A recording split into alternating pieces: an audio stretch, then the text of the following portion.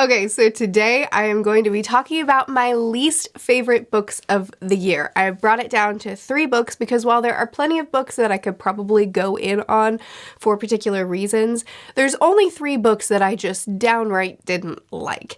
Really only 2 books that I really didn't like. So I did 3 to make it a more holistic list. Those books are Stardust, Kafka On The Shore, and The Maidens. For Stardust, I don't have extremely strong feelings about it. I just didn't really care for it. I didn't really like it. So I'll be brief on that one, and then I'm gonna go in on the other 2. So if that's not your thing, if you love these books and don't want to hear a negative word about them, or if you just generally don't like negative videos, skip this one. It's the least favorites of the year. I'm gonna be negative. My plan for these books, specifically for the 2 that I'm really gonna go in on, is I plan to keep it mostly spoiler free, but I am going to give some details, so if you're sensitive to spoilers, this whole video probably isn't for you, but if you're cool with some detail for me to explain why I hated specifically the 2 books, then cool, but I will try to not go deep into I won't go deep into main plot points so that you can still read the book even after listening to me yell about them. Stardust, I'm gonna go pretty easy on because, again, it's just more like, I didn't like it, but, it's not that big of a deal. There will be timestamps in the description if you want to skip books that you still plan to read or that you just don't want to hear me yell about, which is understandable. You can like books I don't like. Also, apologies if I don't sound great. I'm still getting over a cold. And yes, I do understand that December isn't over yet, but when you have another kid, it's weird. When you go from 1 to 2, that's double. And I just don't read as much right now as I have been, so I feel really safe in going ahead and putting this video out. But before we get into the ranting, a shout out to today's sponsor, Lord of Maps, which are handcrafted, old fantasy style, classic fantasy style maps. But we'll talk more about them at the end of the video. Starting on Stardust. Again, I'm gonna keep it pretty chill with Stardust because I really don't hate this book. I didn't like it. But I can't keep this one completely spoiler free because most of the things I didn't like about it were at the end. So I'll let you know when the spoilers come. You could use the description to skip if you don't need it. Don't want it? Stardust by Neil Gaiman. I adore Neil Gaiman. I love his books so much. I love his writing so much. But he writes a lot of books and, sometimes they're gonna be a miss. You can't expect to fall in love with absolutely everything that somebody writes. Even my favorite authors like Frederick Bachman and Daphne du Maurier and Brandon St. all of the ones that I love and read too many of their books, sometimes their books aren't perfect. This one, it wasn't for me. So Gaiman, this is actually one of the first books of the year that I read, wasn't it? My memories are a little bit foggy on this one. So Gaiman wrote a very, I guess you could say like a classical style fairy tale where it's whimsical and it's beautiful and his writing is always mesmerizing and gorgeous, but it's also nonsensical and it's not heroic. Our main character Tristan sucks a lot. He makes a lot of really bad decisions. He makes a lot of really cruel decisions, and he's not the hero of the story necessarily, but he is our protagonist and he is the one that we follow, and I didn't like his ending. We'll get to that. But sometimes characters make really nonsensical decisions, and sometimes characters make these huge leaps in judgment that are ridiculous to me. And it is kind of that fairy tale-esque style, and I've read a lot of classic fairy tales. I actually went on a huge binge of classic fairy tales I don't know, a year or 2 ago, and I have several on my shelves. I love classic fairy tales. I didn't love this. I don't think it worked here for me. You can think what you want. I didn't like it here. It felt too... I think Gaiman does a great job of writing whimsy and of writing classic feeling fairy tales. The Sleeper and the Spindle, I adored that book. And that was a classic fairy tale-esque story, and it was whimsical and it was gorgeous and it was everything I wanted, and Stardust wasn't. So I don't know, it didn't work for me. I didn't like it. It didn't suit me this time. Part of it is the quest element of it, but I don't really care for quests very often. It's pretty rare that works for me. That's a taste thing. That's not Gaiman's fault. But it was the ending that I really, really didn't like, because even though this isn't a quest, isn't my type of story, this very serialized nature isn't my type of book, I just really trusted Gaiman to do something great. You know, I was totally comfortable with Tristan not being a great protagonist, not being a wholesome heroic protagonist. In fact, I tend to prefer that. I was totally cool with all the terrible things that he was doing because I expected a satisfying ending, but I did not find the ending satisfying at all. Spoilers. Jump to the next book if you don't want them. Essentially, it just comes down to, throughout this book, Tristan, his goal is to capture this star and bring it back to the woman that he loves and then she'll marry him, or she'll give him some whatever wish he wants or something like that. I don't remember. It's been nearly a year since I've read this. So I'm a little bit foggy on all the details, but anyway, he's capturing the star for her so that she'll fall in love with him is essentially his goal here. And the star takes the form of a woman whenever it crashes onto the earth. So this woman that Tristan meets, she has a broken leg, she's in pain, she's limping along and physically and verbally hurting, and he chains her up and says, "You're mine now. Follow me," and he enslaves her. There were so many things where he treated her so terribly, and again, none of these things bothered me because I just expected the ending to be satisfying. Tristan, to, you know, a lot of classic fairy tales, our protagonist suffers at the end. There's a lot of tragedies, and I felt like this is a setup for a tragedy. Tristan is going to not have a good ending because he sucks. But instead, it ends with him presenting the star, finding out that the girl that he loves is in love with someone else, so he lets her go, and he doesn't ask for her to fulfill her end of this bargain that they had, and then he goes back to his star, and she, who has been through terribleness because of him, just like abruptly changes. She goes from, "I hate you, you've enslaved me, and because of the thing that's on my people, I'm really fully enslaved to you. I don't have any willpower anymore. I have to serve you forever. I despise you." She goes from that to, you know, "I'm in love with you. I can't tell you why. I'm not really sure, but I do." And then Tristan is like, "You know what? Me too." Happily ever after.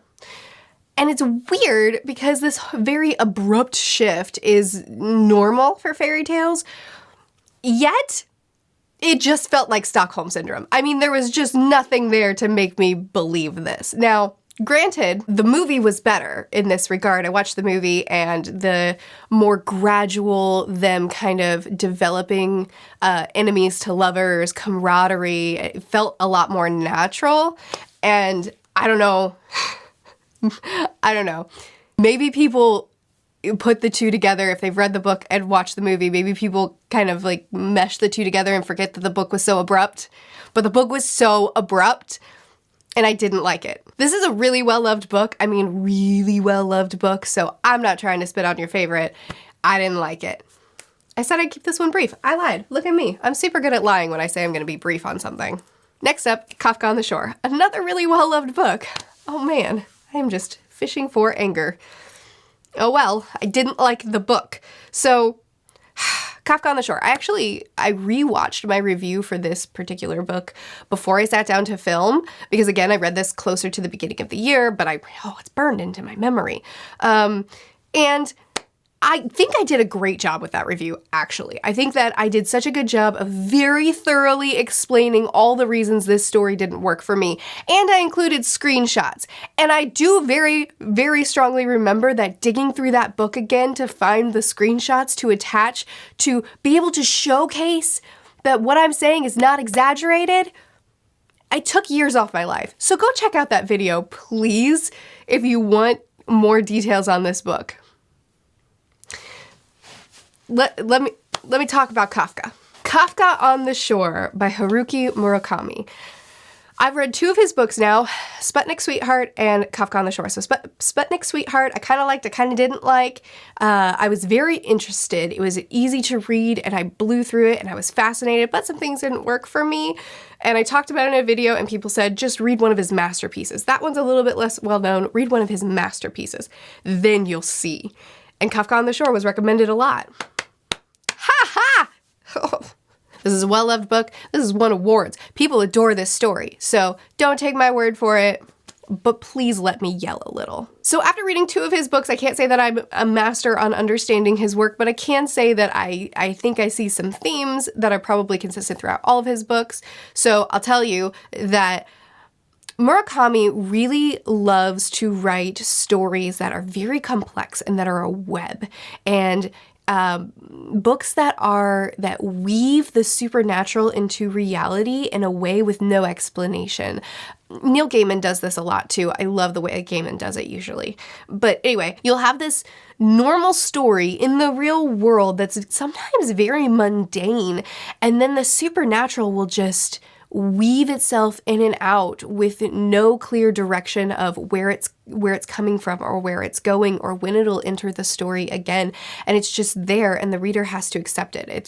I think the genre is called magical realism, that does this sort of, this is reality, but also it's not. And they kind of just bleed together, but there's no need for explanation. This is just how it is, right? He also really loves writing stories that are almost like a puzzle, secret histories, and something in this perspective reveals something in that perspective, and these 2 very separate perspectives find a way to just kind of converge here and there, and you can make connections, and you can read the story, and you can discuss it with people forever to try to find the connections and understand it, because Murakami isn't going to give you all the answers. And he has this very lucid way of writing that honestly feels a little bit like a fever dream, and I can understand the appeal to that, but I don't understand. So here's my problem. Oh, also, Murakami loves to philosophize in his stories. He loves to go deep into musical theory or philosophy or these very deep discussions that he wants to discuss with the reader, and so the characters are discussing with each other. All these things I can understand the appeal of. Here's the thing, though.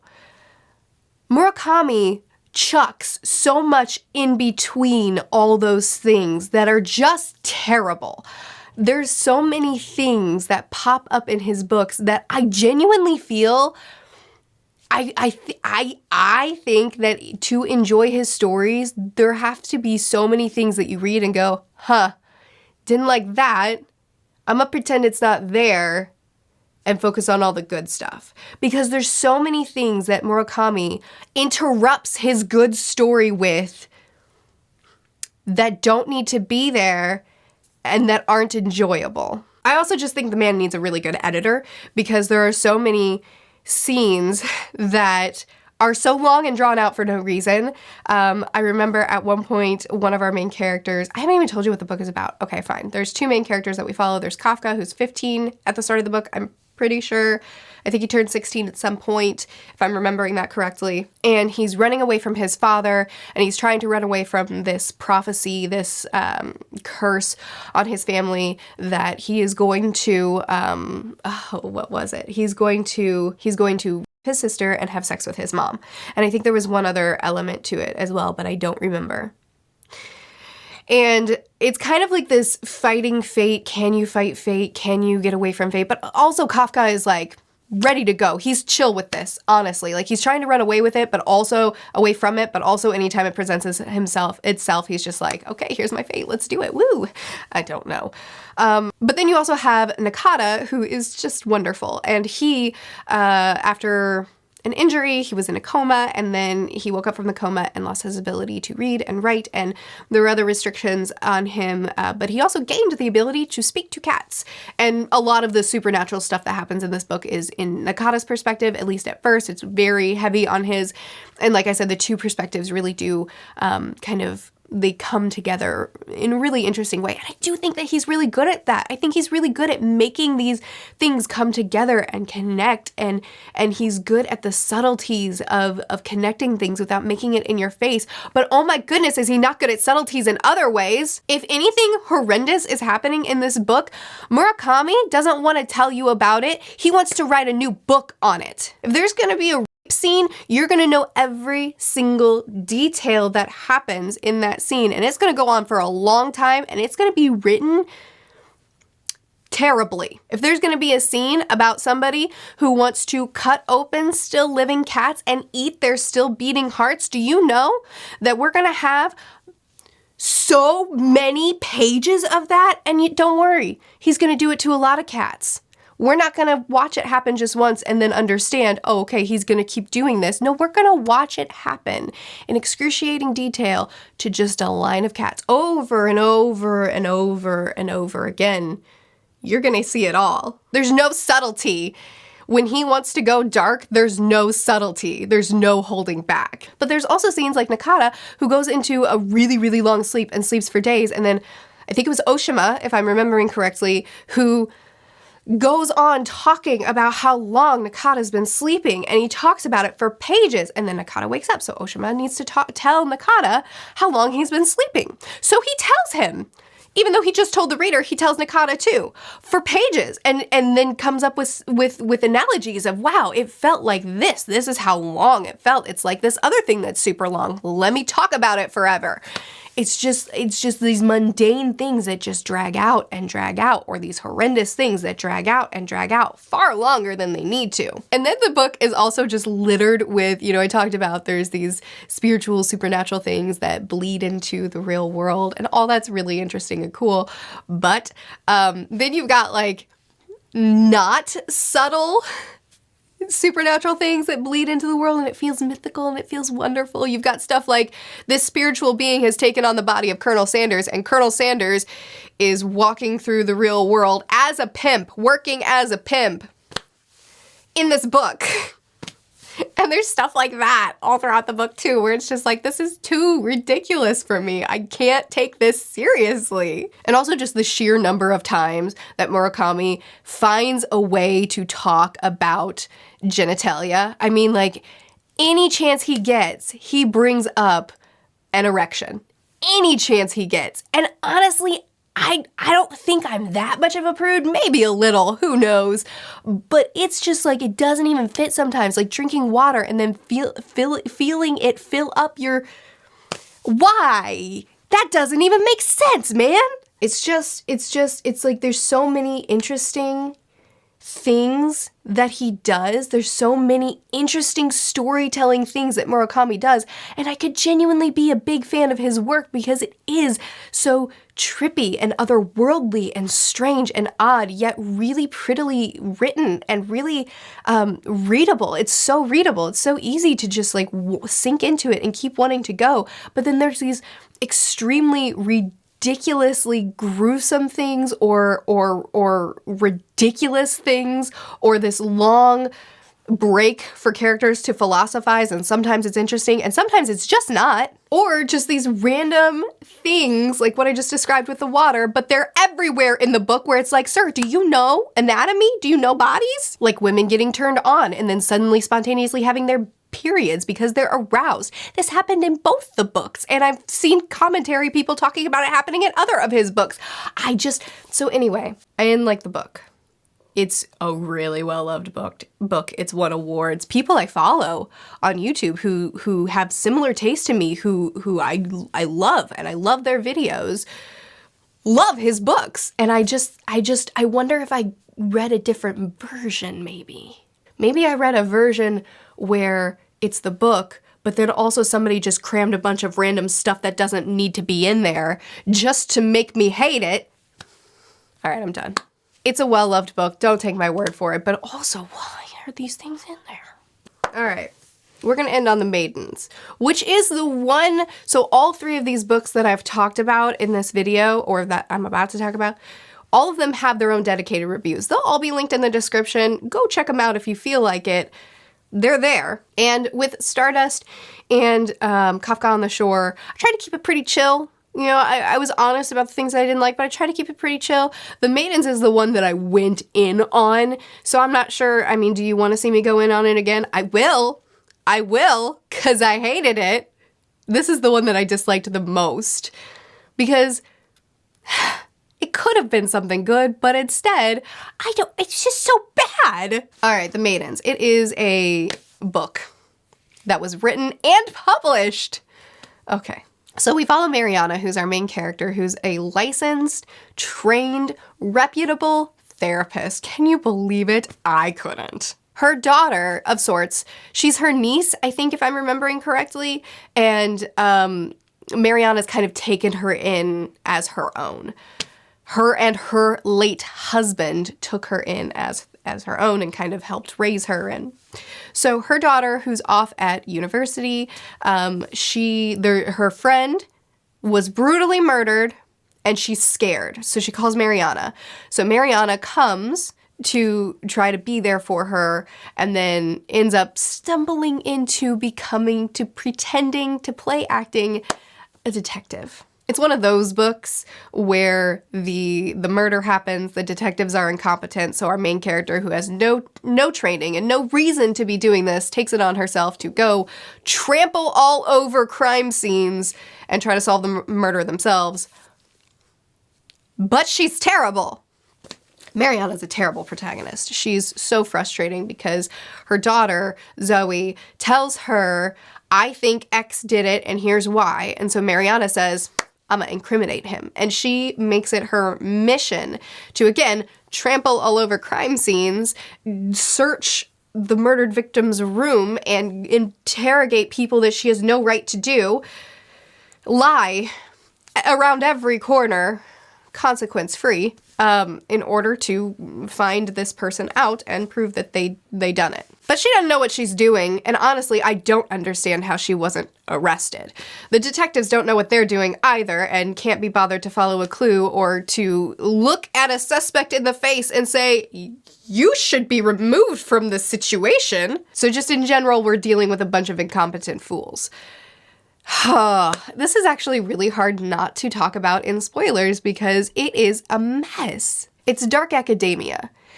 And it could have been so good. It really could have. There was potential there. And I think that's what made me so mad, is because it's the setup with this professor who has this very strange relationship with some of his female students. They're all the most beautiful women in his class or in the school. And they all follow him around in this worshiping cultish sort of way. And one of his girls died. And there's a lot of things around him that make him look super suspicious. And these girls are called the Maidens. And he's a Greek professor, and it's all very dark academia. It's all very, very moody and weird and suspicious. But instead, we're following this terrible murder mystery with this horrible protagonist that's so dumb, and that's a genuinely terrible therapist. We have so many red herrings that don't even flow with the story. I mean, genuinely, it just seemed like the author didn't have enough suspects, and so he just grabbed someone out of nowhere and be like, suspect me, please. I'm gonna act really uncomfortable. I'm gonna act really suspicious. I don't actually fit into this plot at all, so I'm just gonna insert myself to make some vaguely threatening claims and then just leave. But I'll come back later to remind you, hey reader, suspect me. I'm pointless, but suspect me. And then you get to the big reveal, and it just wasn't good, and the big conflict was terrible. And when our bad person starts explaining this long, convoluted, villainous plot. It's like, I have the murder weapon, I have you alone in the dark, I could kill you, but first let me spend pages and pages explaining why I've done all this. Because you'll need all that time in order to make sense of it, because it's so convoluted and so ludicrous that I'm gonna need some time to make this make sense. And what's the most frustrating thing about all this nonsense is that it doesn't even work. We're in a book full of smart people, full of professors and people who run this school, and detectives and actually competent therapists, not Mariana, and none of them were smart. This entire plot depends on all these smart people making really stupid decisions in order for this extremely convoluted plot to even be possible. The ending was stupid too. The way it all resolved was stupid too. Just in general, I hated this book. It had a lot of potential, and I'm pretty sure if I'm remembering that review right, the rant is what it was. Let's call it what it was. of the Maidens, if I'm remembering it correctly, I'm pretty sure I went into why this book could have been cool, but it wasn't. It was stupid. So there you go. I went in on these books because I think that's kind of the purpose of this video. So that's what I did. I typically try not to be too hard on books because in reality, something I hate could be someone else's favorite. And I'm not trying to make what they love seem bad. But this is my least favorite books of the year video, so I didn't hold back and I just let you know how I felt. And those are 3 books that I just didn't like. Mostly the 2. It was mostly the 2. Again, I have longer, more detailed discussions on all of these books, and for Kafka on the Shore and for all 3 of them, I went into spoilers, which I did for Stardust too. So for Kafka on the Shore and for the Maidens, in those reviews, I went into spoilers and I was more detailed and I really showed you all the things that I didn't like. They're linked in the description. Go check them out if you want to see more about them. But now that we've had a whole lot of negativity, let's get into some positivity with our sponsor, Lord of Maps.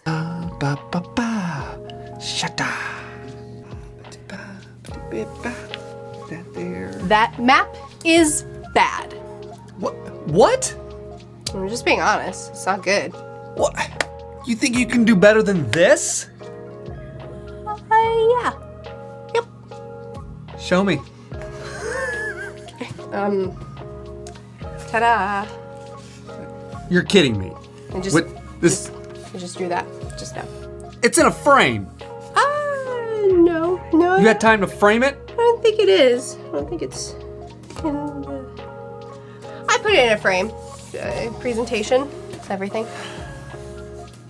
I do that.